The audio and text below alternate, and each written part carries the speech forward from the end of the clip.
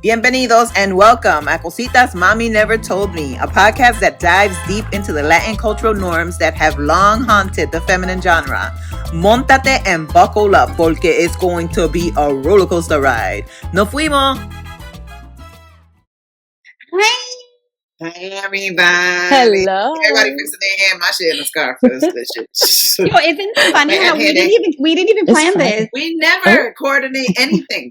And we always end up like braids. We have braids at the same time. Braids, we have braids. Sometimes we have hats. And it's funny because sometimes I'm like hella not glam, and then I show up and she's like hella glam, and then sometimes I'm like, I'll text her and she's like, oh, I'm not getting glam. I say, well, let me stop then because I'm about to get glam. Let me do something. That's how you guys know you got the right vibe, the right connection. Hi, Noemi. Hey. Hi, how are you? Hello. Or as I would say, amiga.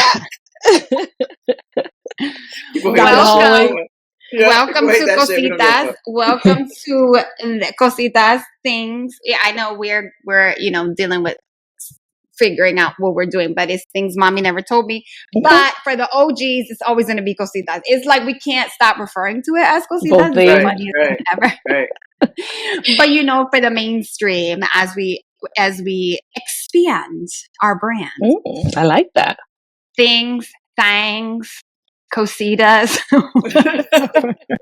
All of the above. It was getting hard. It was getting hard for our friends that aren't of Latino descent, or maybe even people that are Latino and just don't know how to, word or pronounce cositas. They're like, how do you spell that? So it became harder to be like, okay, yeah, we got to do something so like that people know exactly how to find us.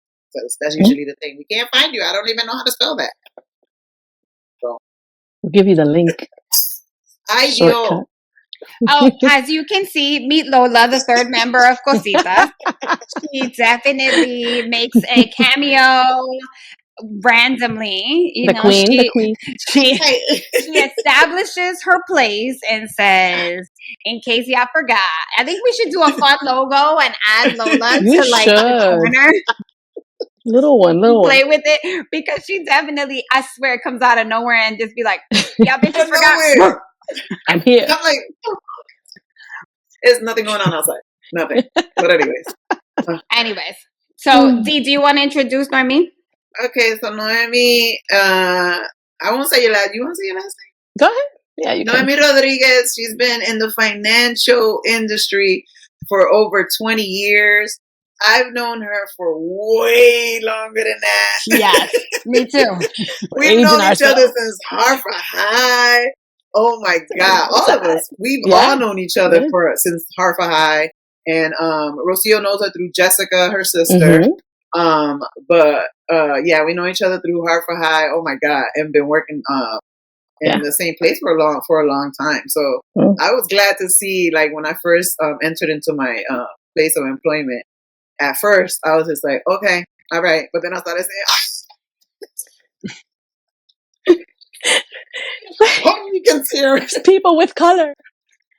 I feel seen. Los mío. I actually saw more and more people went to the cafeteria, and I was like, oh shit, we're like really diverse. So but when I saw Noemi, it was just like, yes, somebody I can really be myself with. You know what I'm saying?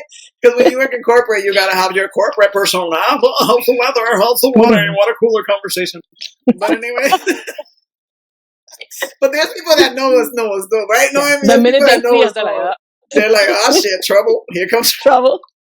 We have people be like, can you close the door if you guys are coming in? Because they knew what the conversation was going to be like. Close the door. Like, close the door. Oh, man. So, yeah, I could say so many things, but I want to say that I know her from high school. She's been in the financial service industry for over 20 years and in various roles and manager, supervisor, director, all types of stuff. She also, which we will probably tap on a little bit, is one of the founders or one of the organizers, I don't know how you want to call yourself, but of the Latinas in Motion, which I think is a very important group to have. and it's not just inclusive to, it's very inclusive to all races, because I know that there's Black and white women that are part of it. Yeah, absolutely. So we could talk about that after, but we thought that it was important for us to have a financial literacy type of conversation, because Spanish people don't save money. You are not lying. We don't. The mattress don't work. Listen, I am tired. I was just tired growing up of getting wet boob money. Like, it's just like, They had like a little bit of candy on it too. Like, whatever was left over from the candy was on your dollar. Like, no. Yes, honey. Boob money. Like, ew, those lumps are bad in the mattress. Yes. Right. So we just wanted to, just have a conversation. Rocio, you want to add anything? Yeah. So as Diana said, as you guys know, the podcast is pretty versatile. I take pride in that. I know Diana does too. So as we close out the year, we wanted to make sure that we address basically like financial freedom, financial literacy for everyone, but really focusing on the brown and Black community. It's like a proven fact that, we are not the highest paid, even though we probably work the hardest. We are not the most financially literate. We a lot of us, and this is a broad statement, tend to suffer from, well, I never had, so how do I, people, when you come from nothing, you're kind of like, I don't know how to take what I'm making and make something of it, because I also don't want to take risks. Because it's like, if I lose it, I ain't got nothing. It's a different, we don't have a padding. We don't have this buffer. We don't have this, it's almost like when, I would say Caucasian kids take a year off in between high school and college to backpack. It's like, bitch, please, I need to get a job. Like my backpack is going with me to my retail job while I with my lunch in college, and I have my sandwich in that bitch. So we're hoping to have a conversation with Noemi, and it's going to be pretty versatile. It's going to, hopefully we get information about, the goal for us is to not be like, okay, like you need to budget, you need to this, but what does that look like? How does that work for people? What are actual, like I know I have a money market account and it's a Marcus account. To me, it's like the highest yield in savings right now, but I know that because I have a financial advisor, there's things that people just don't know. And surprisingly, right, for years, I used to ask my mom, oh, you have life insurance? You have life insurance? And she was like, yeah, right? Last year, I sat with her. It's always that conversation of like, ay, sí, yo tengo los papeles allá, Cuando yo me muera, ustedes pueden hacer lo que tú. It's like, calm down, honey. Like, 30,000 you leaving, I get it, but that's not changing my bank account. But I say that to say, last year, when I really tried to sit down with her, because again, there's this like, I don't know if it's like an ignorance or a fear or like it's so surprising to me because my mom is so like liberated in so many areas. But then when we had this conversation, she was like, ay, Rocío, yo no tengo life insurance. Yo no le va a pagar a nadie pa que cuando yo me muera, esa mierda nunca. And I'm like, are you kidding me right now? Like this whole time when I had asked you 10 years ago, you were younger, healthier, I could have at least gotten something. And now you're 78 and it's like, it's gonna be who hard the hell is gonna? It's like, yeah, we can get something, but it's gonna cost $1 jillion. It's not gonna be much, and not to be morbid or anything, but the realities of life is like funerals are expensive. Oh God, everything surrounding funerals, anything at all. And those things range what, 20 to 25,000 right now, and that's just starting. The biggest thing is like people don't think about the fact that a funeral home is a business. Absolutely. So is the graveyard. So is the cemetery. So guess is the what? coffin. So is the fucking person. The stone. That's a different purchase. That's a whole nother business. Yeah. So you are sad. You are devastated. And guess what? They're like, you know what? I'm sorry for your loss, but until we get a deposit, you got to figure out what you're going to do. And it's too often me growing up that people were going door to door collecting money because someone passed away and they were in a fridge because they didn't have the money to bury them. You know what I'm saying? So then it's true. there were so many times when we went to the funeral and the casket was closed because the person was in the fridge too long. You know what I'm saying? So it's just like you didn't have enough money to get all that stuff. You know what I'm saying? So then you're adding more layers of grief because now you're thinking, oh my God, my mom, my cousin, whoever is in the fridge for these many. You know what I'm saying? Because I understand unexpected deaths and people get shot and all that stuff. Those, okay. But like parents and all that stuff. And just to on your coattails, Rocio, when I was saying the conversation to my mom, you want me to die? Basically, they don't want to talk about it. They don't want to talk about it. I want you to die, but I want to be prepared. You know what I'm saying? The inevitable is coming. It's coming. It is coming. Can we talk about it, please? Can we talk about it? So, but before we jump in, I just wanted to, me and the Google. So in 2022, nearly 2/3 of white families, 66%, own stocks directly or indirectly, compared to 39% who were Black and 22% who were Latinos. And this is according to the Federal Reserve Survey of Consumer Finances. 22%. Now, if we go on the other side of that, we're like the ones that spend the most money on stupid shit. You know, because I was trying to do research on both sides. So when it comes to like going to the store, getting an outfit for Easter, getting an outfit for Christmas, getting an outfit for your birthday, I stopped doing that shit a long time ago because I'm sitting in the projects like, why? It's the same people in different clothes. Why the fuck you not investing in something else? You know, you got a cell phone, you got all this shit, you don't got a car.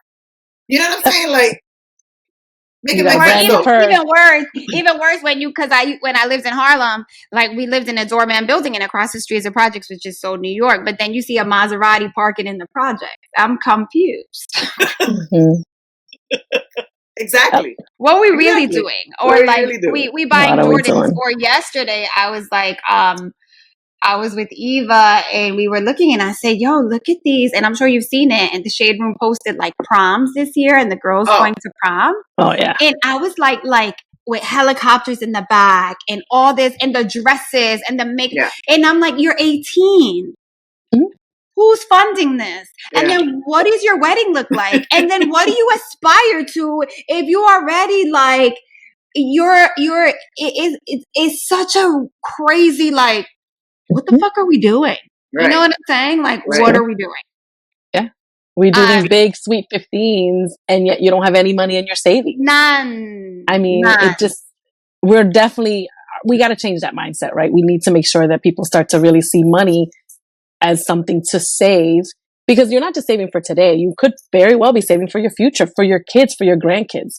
Because we don't think about generational wealth, which is kind of what you were saying, Rocio, right? Like, I may not want it for me, but if you leave money for me, then I can leave it for my kids. We don't think about that. So, and our parents definitely don't, because like I said, and not to be morbid, but right, like they don't want to talk about funerals, and yet they don't realize that you and I, all three of us, could start today and pay for our plot and our land.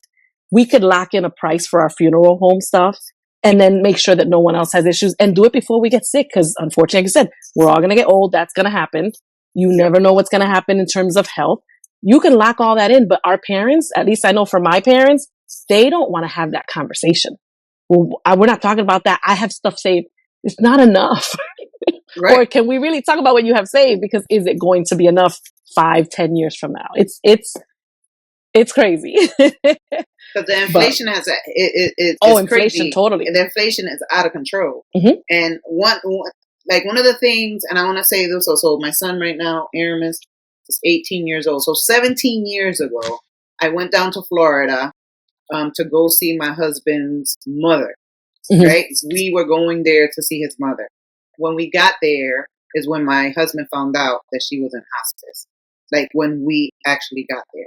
And the reason I'm bringing this up, and I'm sorry, baby, I know you don't like to share stuff, but the reason I am bringing this up is because his mother, and I mean, she is a catalyst, because I wasn't even thinking about anything like this, but it like threw me into it, because his mother had already paid for she was an anomaly. Cremation. She was an anomaly. She already had paid for the cremation. She had paid for the food that was coming for the after ceremony. Yeah, the repast. She paid for everything. Was paid for, from the limos to the rides to everything was paid for. everything. All my husband needed to do was pick and earn for the ashes to go. That's it. Everything else was paid for. Like she'd already closed credit cards. She did everything. So as soon as I got back from Florida, my mom was like, because we were all still, trying to just, the emotional my husband. part. Yeah, absolutely. That's the part that people don't even. It's crazy right. Because it's like.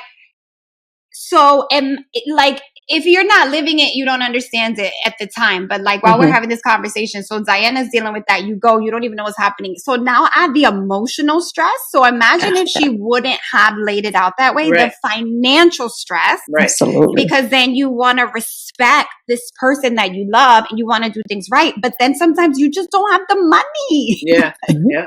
It adds up. So but then once we got here, though, even though my husband was going through all of that, even though he was in his grief because he was the only child to his mother, you know what I'm saying? And then finding out the way that he did, but because it wasn't like, oh, she said, it was like we got there and there was a nurse that answered the door. Who's this? You know what I'm saying? But even in all that, he's like, baby, make sure you talk to your mother. Make sure she has life insurance. Make sure she sets herself up with, 401k. Make sure she has money set aside. All of it. Start talking to her about what she wants to do. How does she want to be laid out? Does she want to be cremated? And I'm just like, wow. And that really set me to be starting a conversation with her. Yeah. And I know it's hard conversation. And I'm putting my brother and my sister, like, come, let's sit down and talk to mommy about this. Nobody wants to have the conversation. Mm-hmm. You know what I'm saying? So then it leaves me to have the conversation. So then my mother's like, okay, well, this is what I want. A, B, and C. Let's just make this quick. Okay, at least we're having the conversation. I want you to have exactly what you want. What dress do you want to? What do you want? Open casket? Do you want to be viewed? You know what I'm saying? So it was a hard time. So imagine, like you said, Rocio, if stuff wasn't paid for. Because honestly, we would have been able to pay for some, but not. Yeah, no, it adds up fast. And not to say that.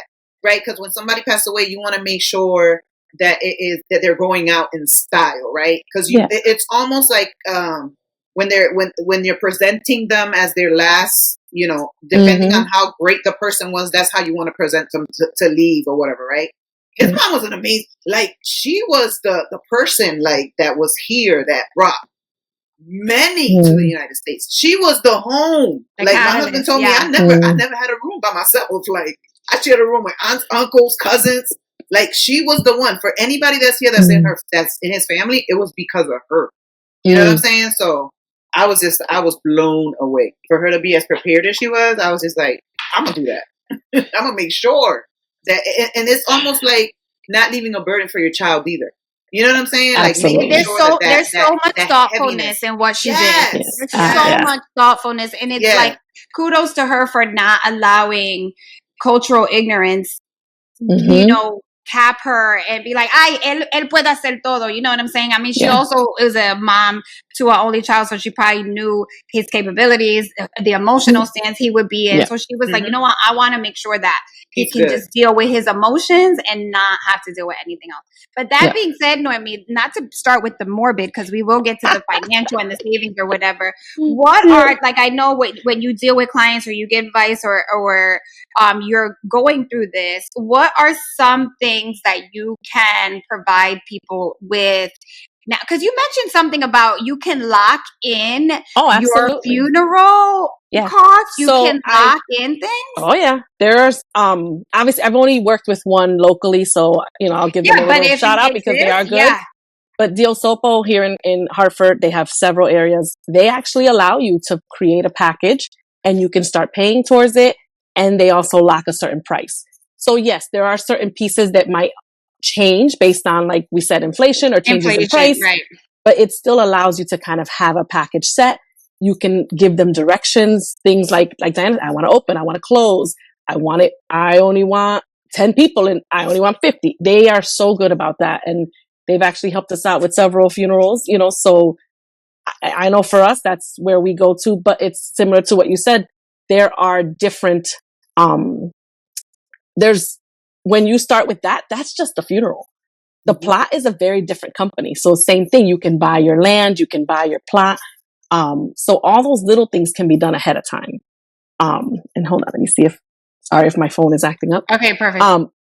The other thing is, you can even start with paperwork. So let's talk about estate planning. Yes. We never talk about estate planning.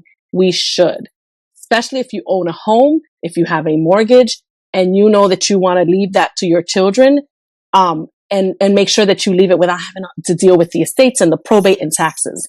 So there are estate planning lawyers. There are lawyers that focus on just that. That's a lawyer. That's not a financial advisor. If a financial advisor tells you that he does both, ask him for his credentials, because more than likely they don't have credentials for both. That's a lawyer. A living will is something that we all should have. Is a living, like, for instance, because estate, I want to make sure people understand estate is a big word, and it makes you think that it's like you own a fucking huge home. No, but it's estate every dollar you own. Yes, estate is just a word. Yeah, if you own a 1-bedroom house, if you own anything, it's an estate. So I think a lot of people get scared of that. They're like, oh, estate, like I don't have anything that would fall under that, but you do. You know what I'm saying? I guess you could say asset planning. Asset planning. Yeah. So think about any penny that you own that is not sitting in cash, which it shouldn't be in your mattress. So I'm talking about from your checking. You're checking your savings, your retirement plan if you have one with an account, your life insurance plan, because if your life insurance pays out, you want to make sure that it's being paid out correctly, right? And that you save as much taxes as you can on it. Any outside accounts that you might have, a Roth, an IRA, any of that stuff. And then your home.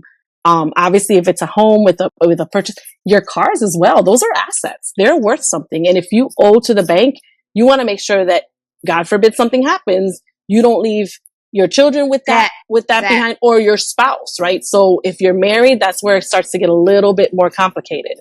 But if you're single, that also means I want to be able to protect this either for my children, or maybe I don't want to give it to the government and I want to give it to a niece or a nephew if I don't have children, right? A lot of people think, oh, I'm fine because I'm single, I don't have kids. No, you might want to leave it to the right person, to your best friend, to a charity. If you don't, it goes back to the government. Who the heck wants to give their money to the government? I don't. So you want to make sure that you have all those things in writing so that when it happens, and it will happen, because my mom says that, she's like, we live and we die. Those are the two things you're guaranteed. Literally, I always say guaranteed in life is death and taxes, bitch. Death and taxes. You don't want it to go to taxes. So definitely something to look at. And I will tell you, there are estate planning people that don't charge a ton of money. A lot of people think, oh, I'm going to spend it. Most of the time you can get a one-time fee, and they'll give you that one-time plan. And then it stays in a folder labeled correctly, right? So that someone can find it in the future. So and talk to that person. If you have someone listed in your living will, have a conversation. Listen, this is where to find the information. If something happens to me, this is where you need to go. Because some of us have time to prepare for death. Some of us don't. Do not. And so unfortunately, right, it could happen tomorrow. And you want to make sure, listen, this is where everything is. And put that information away. You mentioned will, which I would love for you to get into, but do you know if estate planners also do wills, trusts, et cetera, et cetera? Yes. Usually they kind of specialize in the same thing, right? And they'll tell you what you need, right? Let's look at your situation in your picture, and now let me tell you what you need. And they'll be able to give you, because same thing, a trust is very different. You may have certain amount of assets. After a certain amount of assets, they do start talking trust, right? Because now we're protecting a larger asset range. Can you actually walk us through the difference between, if you can, estate planning, will, and trust, and also proxies? Think of estate planning as including wills, including trust. So it's like estate planning is this. That's your bucket. That's your umbrella. And then underneath, I have different things. I might have a living will, because that treats certain assets differently. I might have a trust, or some people do LLCs because I want to protect certain assets separately from my home or my, right? I want to maybe give it somewhere else, or I want it to do something else. Maybe I want to, for example, a trust can say, I've got this money, but I don't want to give it to my kids till they're 25.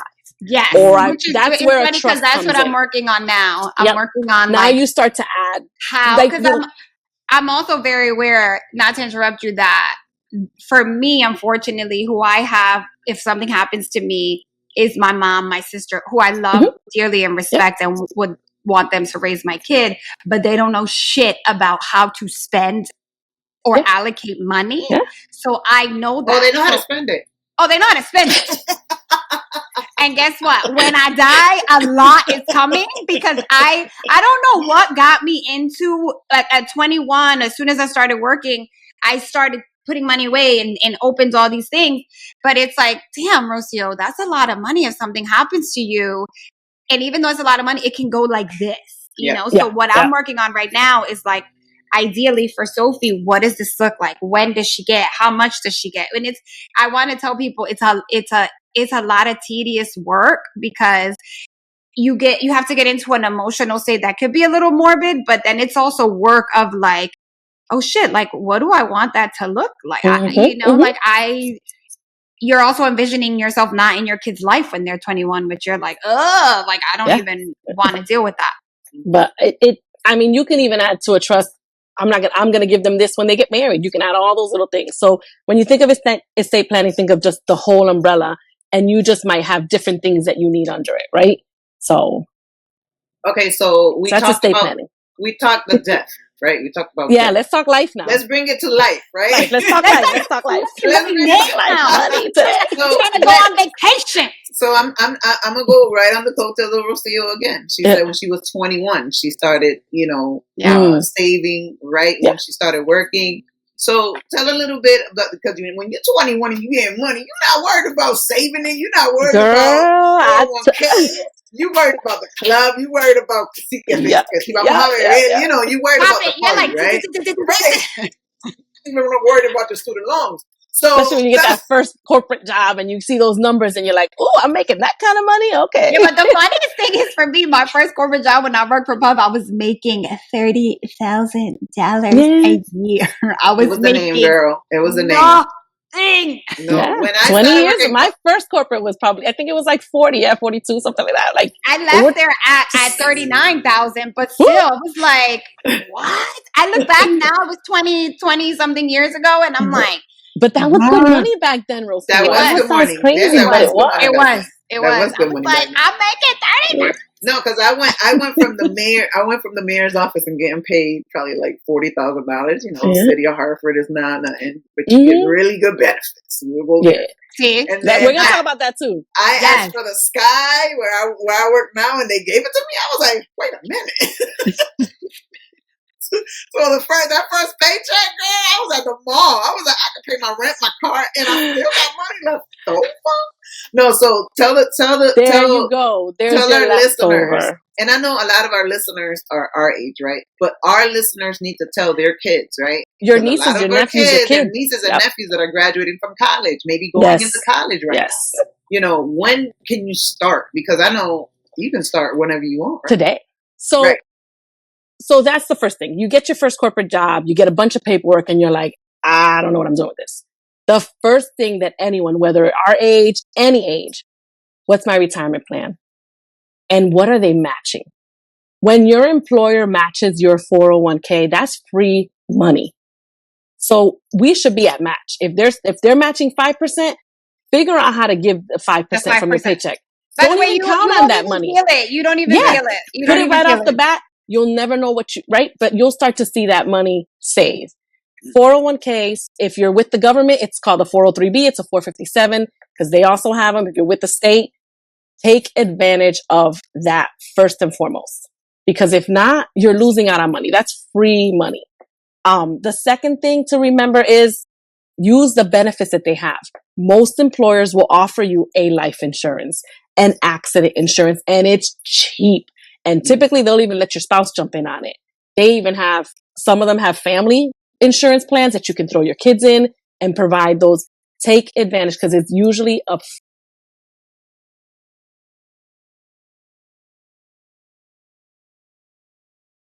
You're good. You're good. We hear you. It's usually a fraction of the cost, and you might as well take advantage of it. And usually there's, it's your salary times 2. Again, these are all things that your family and this you would add to your will or your estate planning, right? Because now you have these benefits under your job.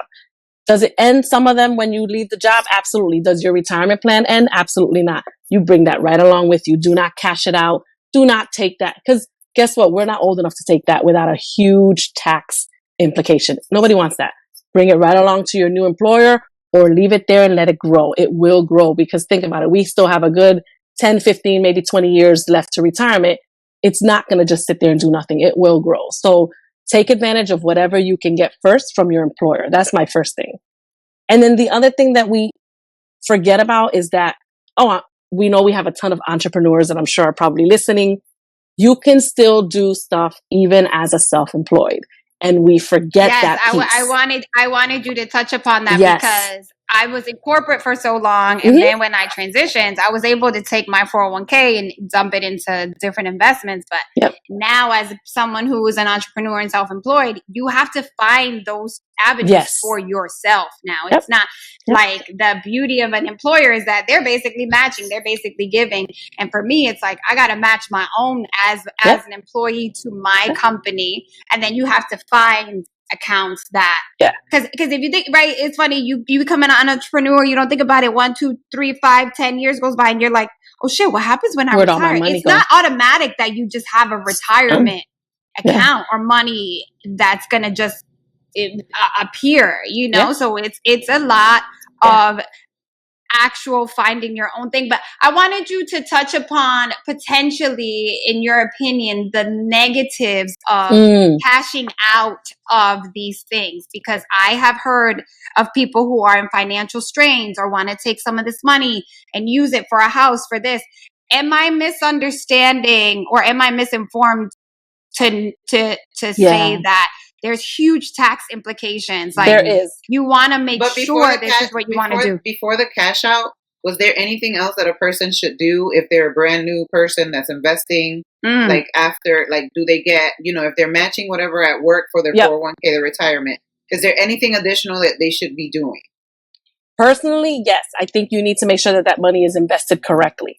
If I'm in my 30s, that should be those assets should be allocated in the most aggressive place you can go, right? And I get it that people are risk tolerant, and I get it. Some people are, I'm very conservative. I don't want to lose my money. You talked about that in the beginning, Rocio. You kind of said, well, I don't have a lot, so I don't want to lose. If you're in your 30s and you're just starting, you got a good 20 plus years to let it grow. Don't let it sit in some 2% stable value, right? Allow yourself to get the education, because most retirement places will give you that, or they'll have a financial advisor assigned to your plan. Let them lead you into a more aggressive allocation, right? So that your money will truly grow. And it doesn't have to be really risky. I'm not talking about straight stocks. You're not going to go buy Apple tomorrow. You're not going to own, Tesla. And if not Bitcoins and crypto. And if you're doing that, that's on you. Good for you. But you can really invest in like a mutual fund that is invested in the S&P 500, in those top 500 firms, and allow it to grow in that way, right? And again, yes, money goes up and down. You're going to look at your account and be like, oh, the market's bad. It doesn't mean anything until you're ready to sell. And that's not till you're age 62 or 65. So leave it alone. We have too many people that are trying to market time, that are listening to the wrong advice, and they're constantly trying to move things. That's not what a retirement account is for. You want to do that. You want to play with the market, which is probably really good. Do that separately. Do that with funny money, your extra money. Do it with but don't do it with your retirement funds. Keep that money safe. Let that grow on, because that'll be the money that hopefully in the future you'll combine with your pension or your Social Security, and that's going to be your income, right? And then play on the side with other money. Save money separately to play with, rather than maybe buy some Apple stock rather than buying the purse or the shoes, right? And then use that for separate investments. So definitely take advantage of any education that your employer provides. Figure out how to allocate those funds so that you can make sure that money's growing correctly and that you're getting a good return on it, because it should be more than your interest rate at a bank. And then Rocio says something, since it's the same subject. So she said that when she moved from corporate, she wanted to dump her retirement somewhere else, right? Yep. And you so can. I had to. Not that I had to, but it was like, yeah, exactly. So let's say the college student, no longer a college student. She's been at this firm for 10 years, right? Yeah. And now she's going to get a promotion. She's going somewhere else. Oh, she got a great job. Awesome. So what is it that she does with that retirement? Does she say, hey, give me the retirement, I'm going over here? You know what I'm saying? So these are the things that people don't know. You know what I'm saying? So that's the thing. If you transfer it in what they call in kind. So I am going from, and I'm going to make this up, I'm going from Bank of America to Chase Bank. When you transfer from bank to bank and that you haven't changed the type of account, that is tax free. That is that's an in kind, and no one's going to touch your money. And now, if it was 20 at Bank of America, it's 20 at Chase, and you call it a day. Mm-hmm. What becomes a problem is if you take it into Diana's name, and now the Bank of America has to take 20% off the back. Mm-hmm. They're not even giving it to you. So they're taking that 20, they're going to take their 20% and they're giving you the remainder. Now you've created after tax money, which and now you're not going to be able to put it into your retirement account.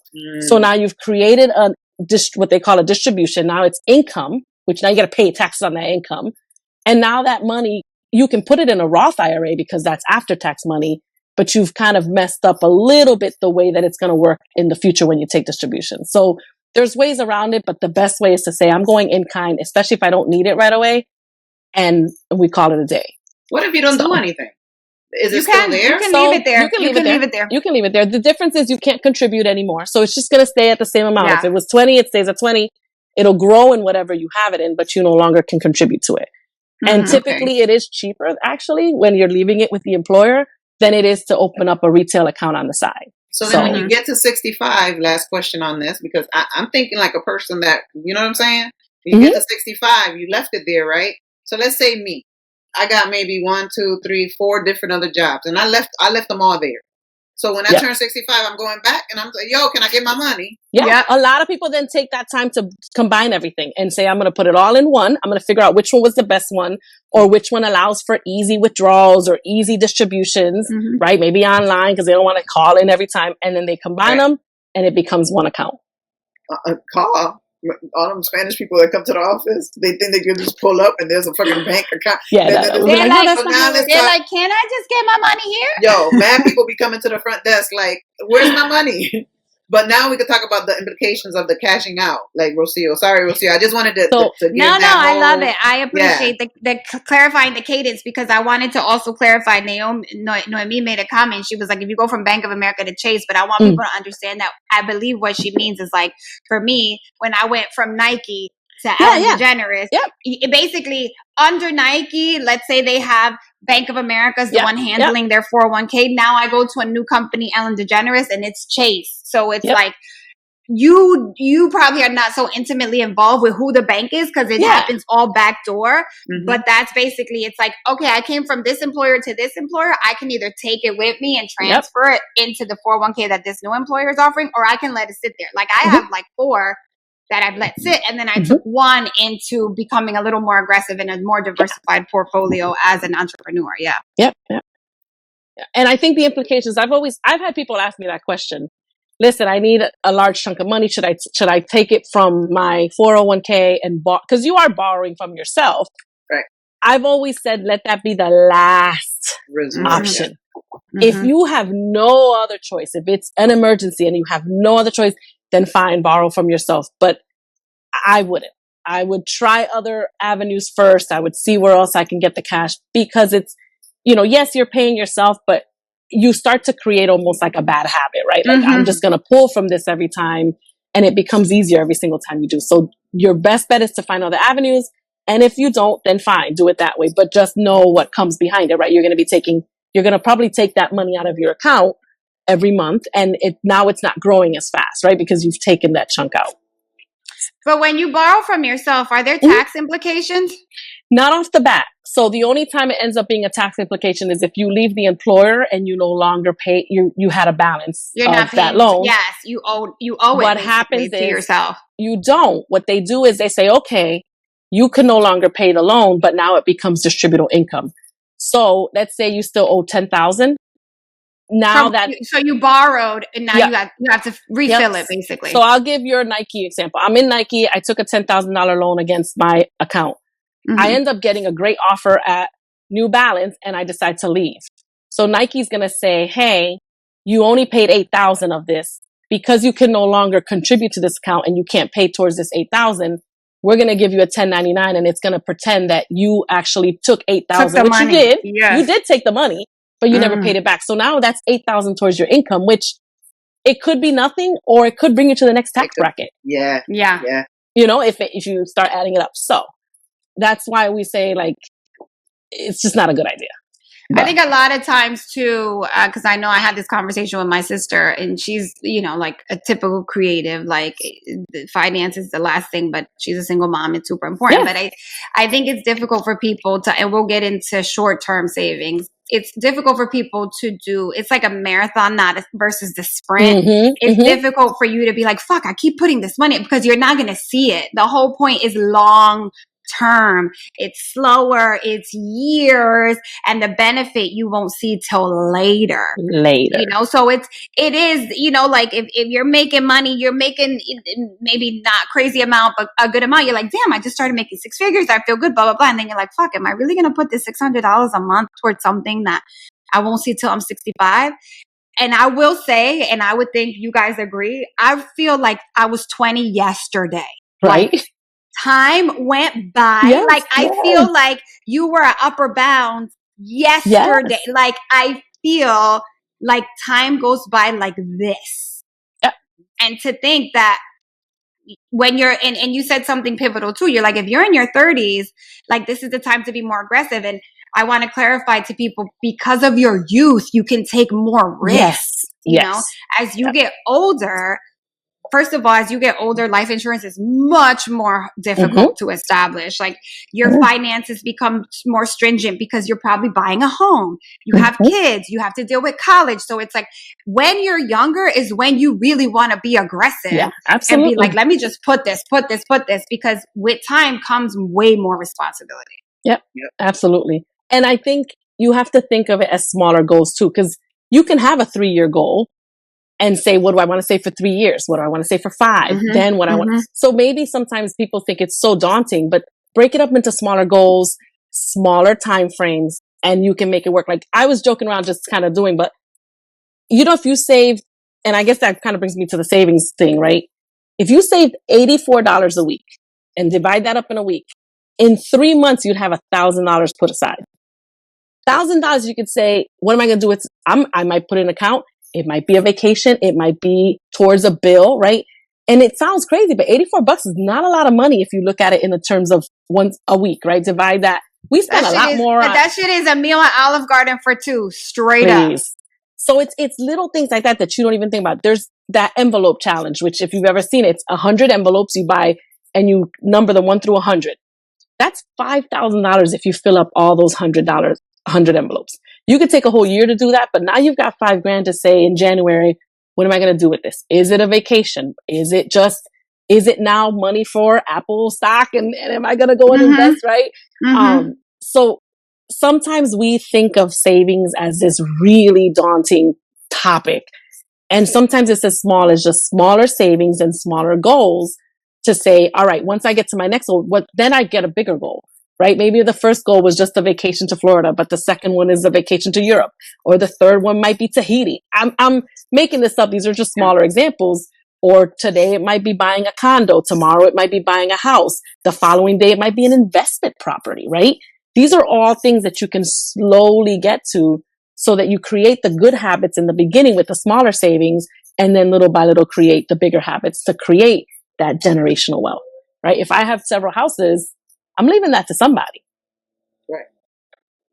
Like, growing up, and, once we were able to go to Camp Coyote, right?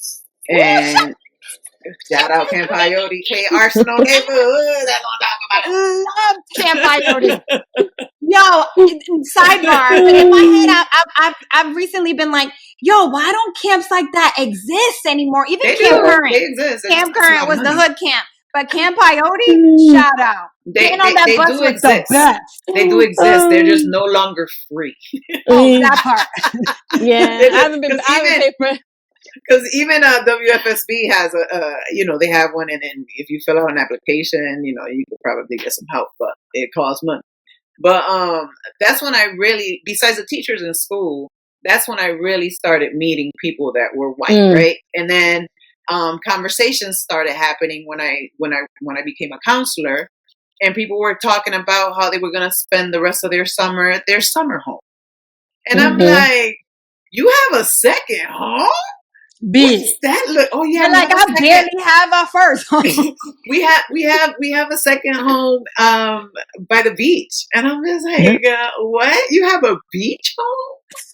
That's amazing. You know what I'm saying? That's fucking real. So then, they come see me, and we're in a third floor walk up, in the projects, and they come upstairs and they're culturally shocked, right? And I'm like, yeah, this is where I live. That's why I was asking you about your second home, because we barely got one.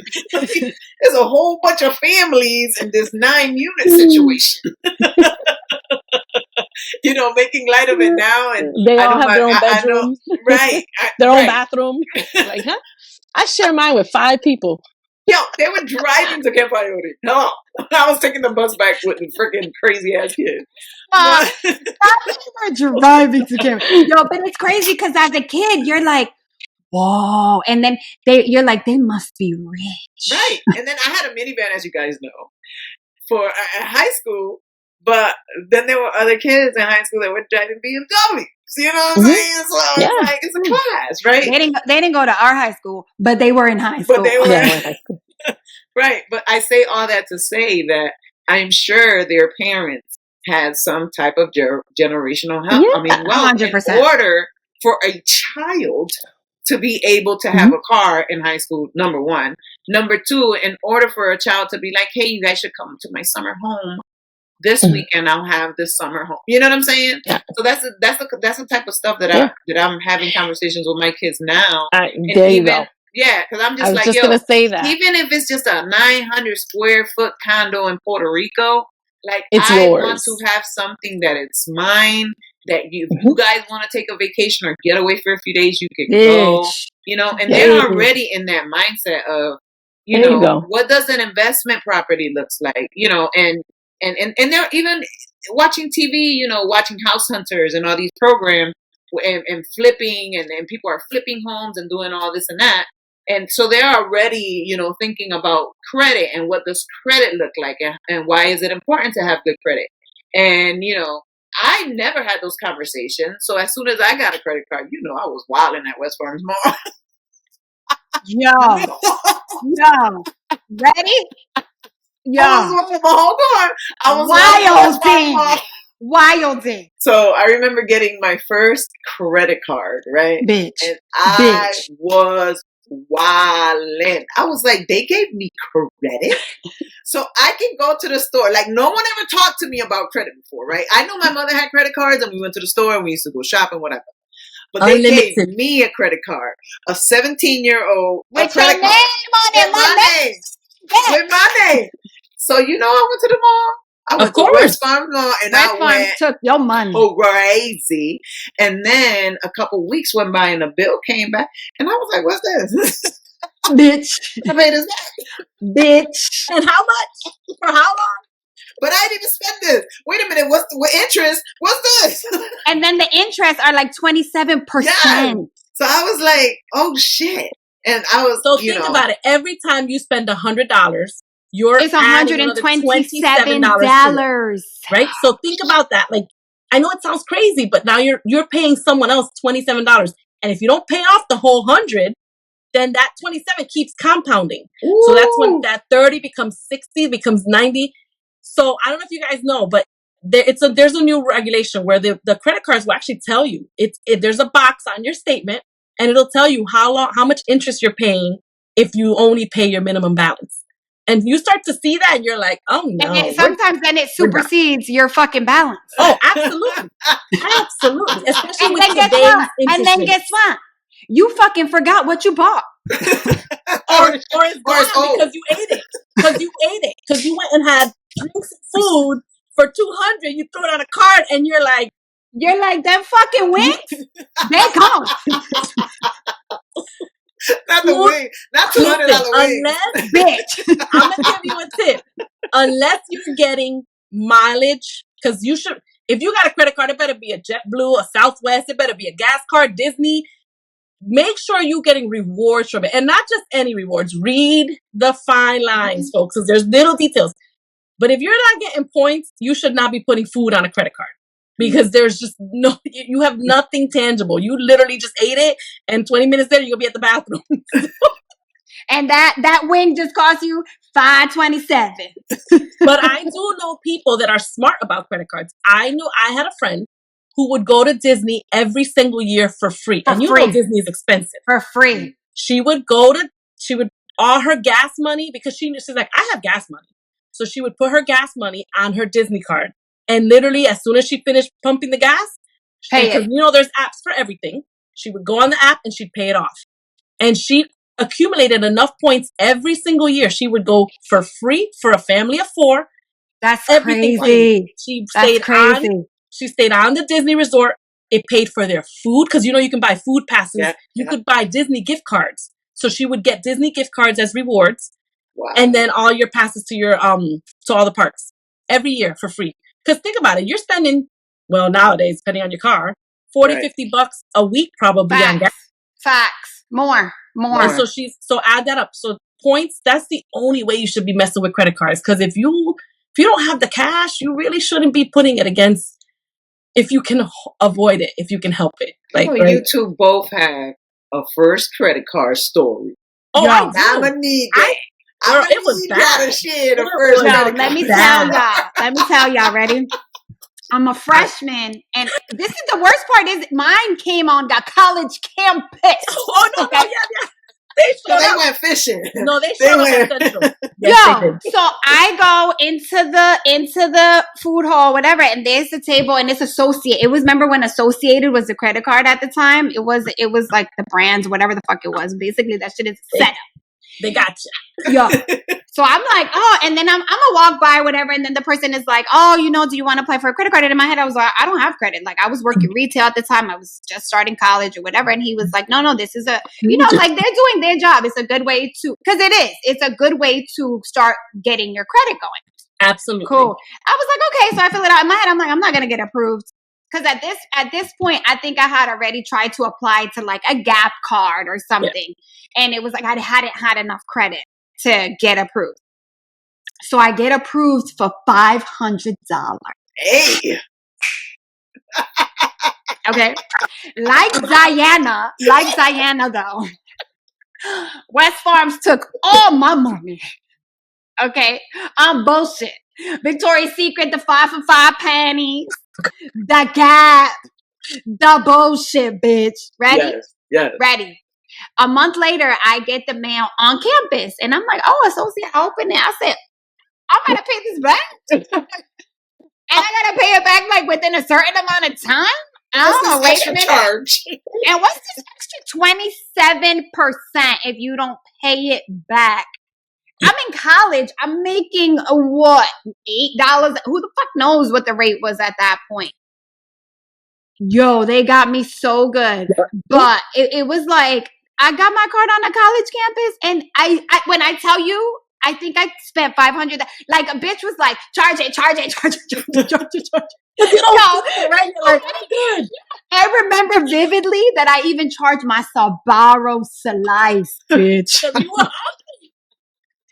Because if I'm at the mall, I gotta eat. And this is from someone who my mom would give me $5 to go to the mall. You get what I'm saying? Like, now I could get me 2 slices. And you know what? When I had mine, my friends were so impressed because I bought them. No, of course. A couple of them, I was like, "Oh, you want a shirt? You get a shirt." Because I got $1,000. I'd never even seen $1,000. $1,000? I never even seen $1,000. I was like, $1,000? What the fuck? Well, but D, you spent the $1,000? I spent the $1,000, and then I put gas in my car, so then it went over. Overdraft. Oh, damn. They were happy though. They were like, "Oh, we got her." I can imagine like a room with 50 people with headsets being like, "We got her. So the gas station now will cut you off if you're like, bitch. Because I've had some times when I go, we're not giving you an extra drip of gas. $22, bitch. That's all you get in gas. 21 and 27 cents. But back then, I filled that shit up. I was like, wow, I thought I only had $12, but it filled it up. Yo, that gas cost you. Who the hell knows how much you really pay for that shit? But anyway, Noemi. No, they got me too. Listen, they came to Central. I remember. Another college campus. How financially irresponsible? It's awful. It's awful. And then I worked at the mall. I used to work at Claire's Boutique. Shit. And you know, you make friends because you get discounts, right? When you work at the mall, so you walk around and your friends give you discounts. I had a Victoria's Secret card. I had a Gap card. I had a JCPenney card. I had a Macy's. Why did I need all? I didn't need all those cards. I was at Central. I was taking classes full time, and like you said, work minimum wage at Claire's part time. Who needs all those credit cards? And I was deep in those. So I learned how to. It was hard, but I had to be like, wait, I'm cutting all of these off. I cut them. I closed them. Actually, I didn't close them all because it's not good to close them all at once.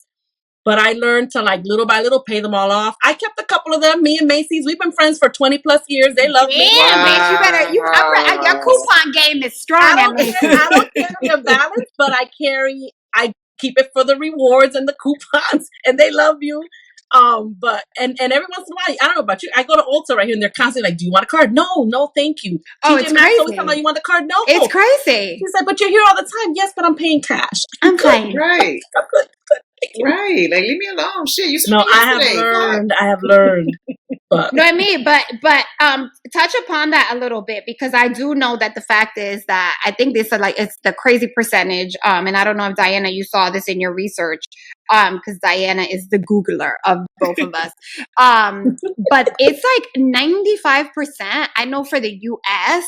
lives in credit card debt. Like there's a lot of people who live like It's like you. It took me having a balance sometimes of $20,000 on a card where I was like, whoa, like, and then looking at the interest. So then I scales back, and now my JetBlue, like people, I was like, you're always traveling. Even like for Diana's birthday, I'm flying for free. Like I definitely see the benefits of. For me, I fly JetBlue to LA. I fly here to Miami. Like that's my airline of choice. But that being said, I remember having an Amex that was a travel card. Yeah. That worked in the shittiest way possible.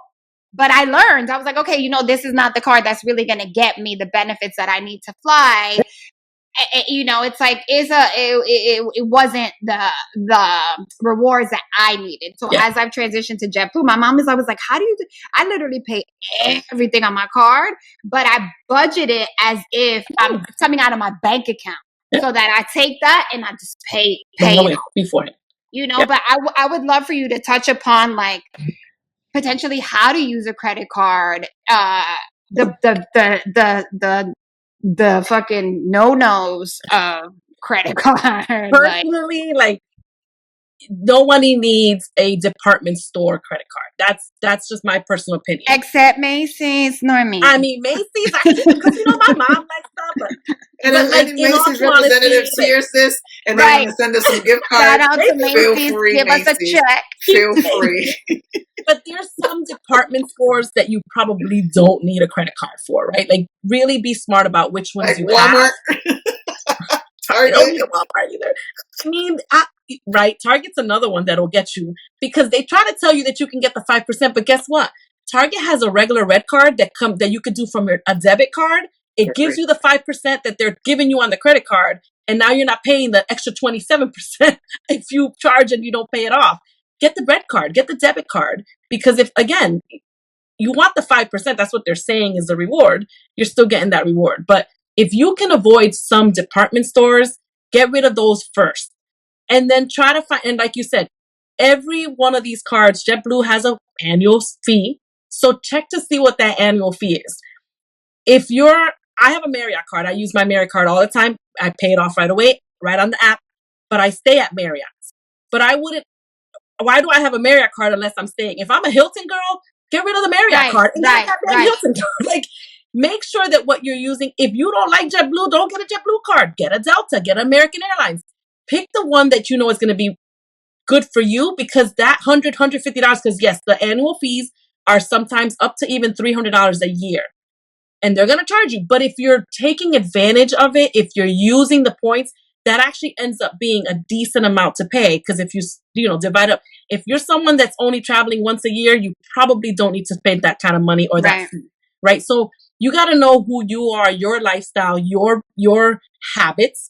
Again, maybe a gas card is, if you have Shell everywhere around you, get a Shell card and use it for those benefits. But if you don't live anywhere near Shell, get a Citgo. Like, just, people don't think about that, but those are the little things you have to think about. What's around you? Because if maybe your Shell is 20 miles away, that's the dumbest card to have then. Right. Right? So, like, why do you have a Shell card, but it's only Citgo? But I'm glad you mentioned it, because common sense is not very common. You know what I'm saying? Yeah. It's not. Yeah. And then we find ourselves in a hole and it's hard to get out. But guess what? You can get out. You can literally stop spending it, take it out of your wallet, take it out of your purse, rip it up. Maybe not, again, don't close it off right away, because closing counts sometimes does affect your credit score. But start to pay it off. Let your credit score put itself in a good place. And then say, all right, what am I going to open up? What am I going to say yes to when they offer it to me that's really beneficial for me and that I could use for my goals? Again, I'll give you my example. Disney. She wanted Disney. She chose a Disney card, right? If you have little kids and you know that's something you're going to be doing, go for that one. Southwest is another one. If I live maybe in a town that doesn't have a lot of flights from Southwest, I'm not going to get a Southwest card, right? I'm not going to get. So do a little bit of research. There's so much in educating yourself. And I think this is all what we talked about, right? If you educate yourself just a little bit on what you need, what your goals are, write it down. What are my goals? And now what do I need to educate myself on just a little bit? Because Google's our friend. And so are, right, other people that you probably see on, different places posting. And then set up your plan so that you can be responsible about your credit card usage, because you do need it. Can't rent a car without one. It is the best thing to put when you're going to a hotel. You don't want to put your debit card. If you're purchasing things online, don't use your debit card. They're going to hack it somehow, someday. Not right away, but it will. Use a credit card because there's protection behind it, right? But pay it off. So there's so many benefits to having one, but being responsible about using it and how you're using it and why. So that you're not, and we've all made mistakes. I did it when I was, like I said, in my 20s, and then I had to dig myself out of that hole. But West Farms Mall was my friend. Bitch. And if you're not tech savvy, she's telling you to find resources, right? You can go on Google, but also you surround yourself with people that are talking about things, right? So if you hear someone that's talking about investing in something or buying something, ask them, how did you get there? What did you need to get there? Don't be shy about it. If you see somebody, if you're, and in your mind you want to get an investment property, right? Or if you want to get a second home or whatever, then, seek out that person that you already know has that and ask them. Because if they're in your circle, if they're your friend, if they're your family, they're going to want to give you the information. I mean, there's some gatekeepers, don't get me wrong, but there's some people that will give you the information, but you want to have the knowledge, right? Because there's people that wait and sit there and, I don't know this, I don't know that, I don't know. Yeah, well, you're never going to know it because you're so proud. You never want to ask nothing. You think you know everything, and you don't, right? I've had people that have never bought a house, and I said this before, that have never bought a house and tell me, are you buying that house? You should get this house somewhere else. And they have a better this and this and that, but you don't even got a house. What are you talking about?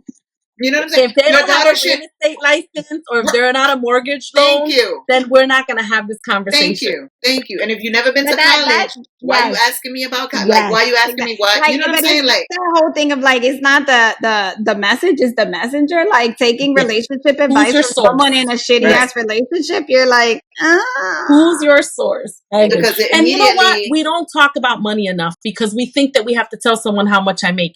You can keep how much you make in a salary private and still have a conversation high level about what are some ideas? What should I do? And then there's some people that if that's their industry, if that's their expertise, then tell them how much you make, because they're going to be able to say, all right, 10% of that should go here.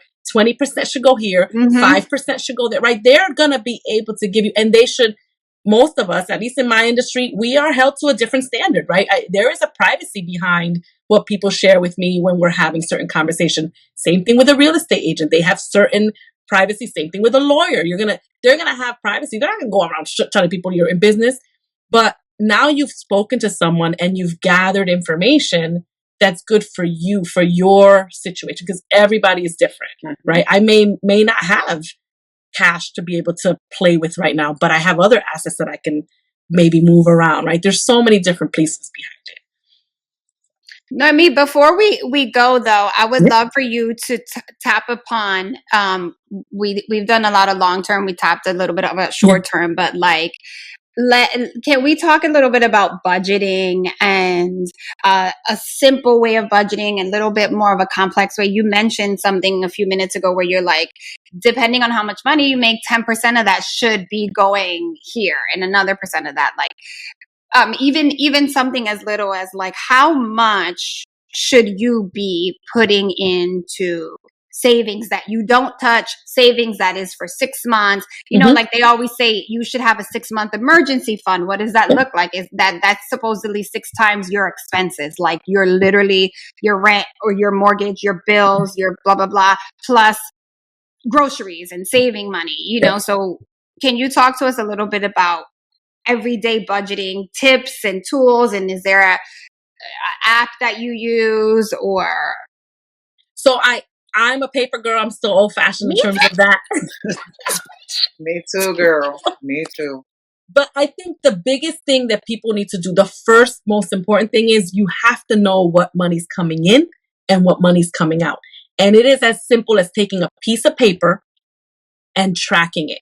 You can do it daily and do it for 30 days, or maybe you might already know and literally put all your expenses on one side and then all your income on the other, and just do the math. If you don't do that from the beginning, you're not going to be able to know what that, you just don't know your numbers, right? And numbers don't lie. And numbers don't lie. And I say, yes, you can do it at one time, but I do say to do it for 30 days. You can use, like, I will say, write your statement is a good way to see it. But take a look at those little things you spend. And I think once you put it on paper, you start to realize, oh, shoot, I didn't need that, or I should have done this, or I should have done that. And so that's the first step. If you can't do that, you're never going to be able to give yourself a good picture, because you don't know. And if you don't know, how are you going to set yourself up for a good budget? Once you can see, all right, this is how much I'm spending, this is how much my income is, and if there's a positive, that's when you start to play with that positive number. All right, from this number, technically, the first goal is, yes, I should put it in a savings account at least 3 to 6 months worth of my rent, because that's one of the biggest things that people don't save for. You don't want to be without a roof over your head. So if you can get that 3 to 6 months first of rent, that's your savings. Once you've done saving that, you should consistently be saving about 10% of that plus money. 3 to 6. Right? So that goes for mortgage too. So 3 to 6 months of my mortgage. Yeah. Jesus. Yeah, because the foreclosure is real, bitch. And they come. You know what? I don't know why. And I hate to be negative, but I know people that like spent 3 years without paying a mortgage, still living in the same house, hadn't gotten foreclosed. I'm like, I'm late for a week and they're calling me. What the heck? Yeah. 3 years. But now, we don't have that luck, Diana. They will call you. I don't know. Oh, listen. But they like, yes. So Diana, did you forget yesterday? You're like, yeah. Yesterday was the day that you were supposed to pay your mortgage. So your first is to get that number. And then, honestly, I say 30 days because you start to realize all the nonsense we spend money on.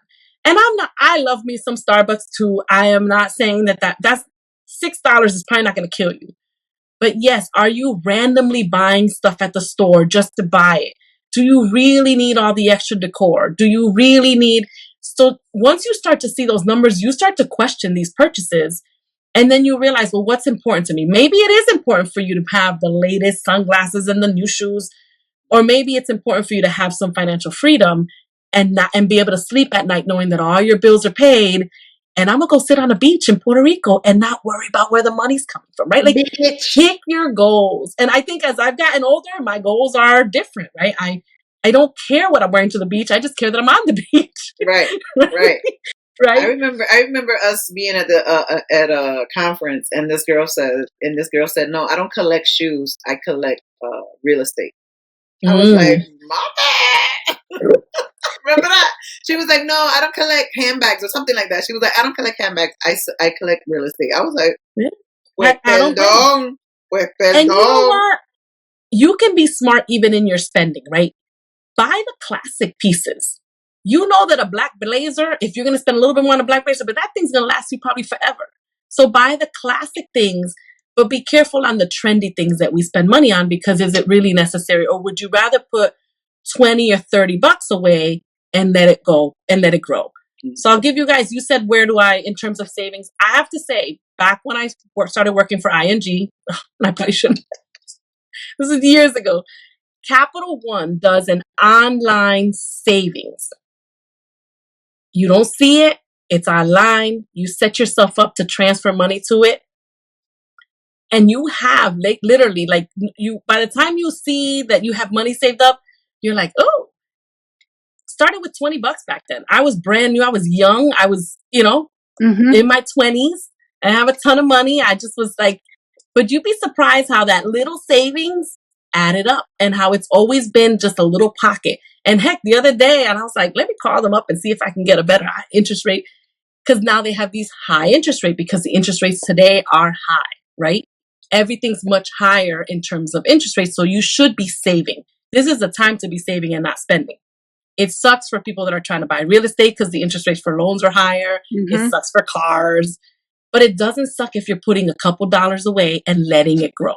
So online savings, those are easy. Fidelity is another place where they have all kinds of online products that you can save, you can invest, you can open up that Roth if you're self-employed, that SEP, that Simple. These are all online places. And the nice thing about places like Fidelity, Capital One, they actually have budgeting apps built into their app. So once you have an account, they will actually they'll challenge you. You can set up challenges on Capital One and say, all right, in 6 months, I want to have this much paid. They'll actually send you reminders and say, hey, are you done? How's your blank? Take a look. That's all stuff that's all built in once you're a customer. So online, if you're tech savvy and you like to play with apps, check out those apps because they do teach you just a little bit more. I'm still a paper girl, but that doesn't mean that the app world out there isn't good and that it won't have. So those are two companies that I would definitely take a look at. The last one is Chase. And again, these are just personal recommendations.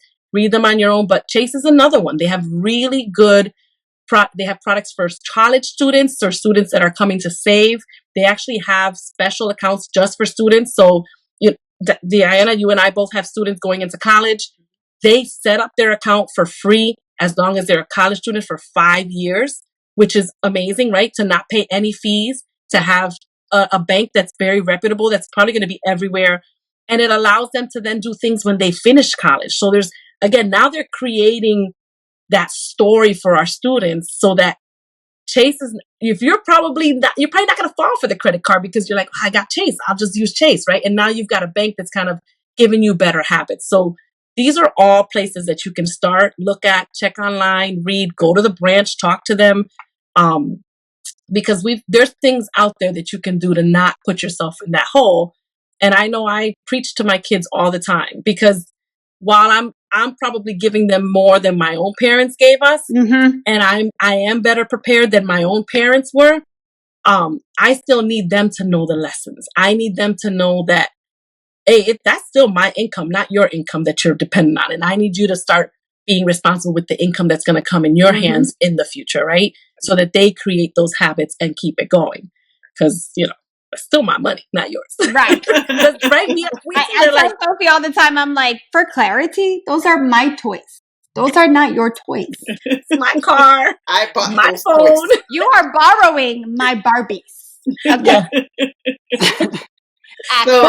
But because we do, but I don't think they see it, right? Because again, of course not. They want ice cream, we go buy it. They want pizza, we probably go buy it. And sometimes I'm like, I have the money. And I'm like, yeah, no, we're not doing that today. So figure it out. There's got to be bread and cheese. You can make a grilled cheese. We're not going sandwich. They want a cheese pizza. We're not going to Dora Market. Like we're going to put money aside because we have other goals. So, and they'll be like, but what? No, I have money. You don't. Is there anything that we missed in terms of the financial piece? Because I want to pivot over to. While you look that up, Noemi, I want to say the funniest shit, right? So I had a parent-teacher conference with my daughters. My daughter's literally in pre-K, so I go in there, blah, blah, blah. Her teacher's really cool. At the end, she goes, I also wanted you to know that Sophie said, my mommy doesn't work. She just goes to the gym. I said, Oh, okay. Because like when I wake up, I take her. Yes, she sees she me in my doesn't gym see any clothes or difference. whatever. So I go to Sophie. I said, Sophie, so you think I only go to the gym? She said, ready, D? She said, no, I told her you go to the gym and you have a podcast. I was like, oh, well, that's what I do. I go to the gym and then I podcast. And then I told Sophie, I was like, because your piano, your tennis, your dance, your school, no, that's free, right? We don't pay for that. Oh, mommy doesn't work. Oh yeah, mommy. I said, but at that age, she's like, oh, my mommy, she just goes to the gym. I said, okay. I said, that's why those dolls, they're mine. And you can see, like, you'll see as she gets older, and Diana, you might see it because you have, multiple kids. My son is very different with his money than my daughter is. It's so interesting to see, right? And so I know who I have to kind of educate more. But I have 2 savers and 2 frivolous. See. Yeah. I'm like, bro, you got to make that money last 2 weeks. That's why you get paid 2 weeks. Like, you shouldn't be in the next week asking me for gas money. Like, what's really going on? You get paid enough. No, but I wanted to, as Rocio said at the beginning, that this podcast is multifaceted, and so are our friends. And so Noemi is the founder of the Hartford chapter of the Latinas in Motion. Her and Jolie Leo, right? Yeah, we did open it up here. And they opened it. And tell us a little bit about Latinas in Motion and how important it is for Latinas, everybody, just everybody to be moving. To move. Yeah. So, I actually ran into that organization at a race in Newport, Rhode Island. They were amazing. I kept seeing their shirts. I'm like, they got some badass shirts, like these cool shirts. Ran into them, got their information, and Jolie and I decided to bring it to Hartford. So we connected with the founder, which is Elaine Johnson, who's she's out in Philly. So that's where it was founded. Pennsylvania. Yep. They actually are celebrating their 10th year. Just coming up in a couple of weeks, June 6th. They'll be celebrating the race out in Philly. Awesome. So 10 years that she's been doing it. And I mean, she's grown. She's so many states. We've got active chapters. We got some chapters that are quiet, but we've got so many active chapters. Hartford is pretty active. We definitely get together. We keep it motivated in terms of just motion. And I know a lot of people think it's running. It is not just running. But we do tend to focus on running because it was how it was founded. Jolie and I do try to help. Usually we try to do some different stuff. We've done yoga, hiking, bicycles in the summer when it starts to get better. So we do try to get a little more. The fun things are the runcations. Now the runcations, that's a whole nother experience. So what is that? You guys have to definitely do it one of these years. So I went on one. I went for the Lola challenge last year, but I didn't run. Oh, Lola, forget it. Lola is a whole nother, because then you're in Puerto Rico too. Olvídate. So a runcation. Go ahead, Noemi. Sorry. We pick a location to do a run where all of the chapters meet up there. So, for example, we just went to Nashville. We definitely try to find races that have various distances. So this one had a 5K, 10K, half, and full. That's how we like to do it, so people can feel comfortable, right? Participate all levels. In there, whatever. Yep, all levels. And then we pretty much spend a weekend surrounded by women, like-minded Latinas and women of color, because it's not just Latinas. And we all kinds of races, because we are all inclusive. And believe it or not, even though we are a women-based organization, the husbands come, the spouses come.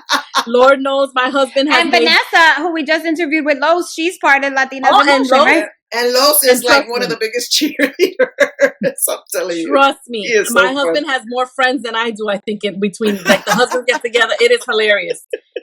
So we get together. We try to, usually we're running together, but we also try to do some other events in between. Somos muchas dos, so that gets a little crazy because, a mí no me gusta el arroz blanco, a mí me gusta la habichuela, how, but it is a sisterhood that you can't describe. People are really motivating. So 2024 was Nashville.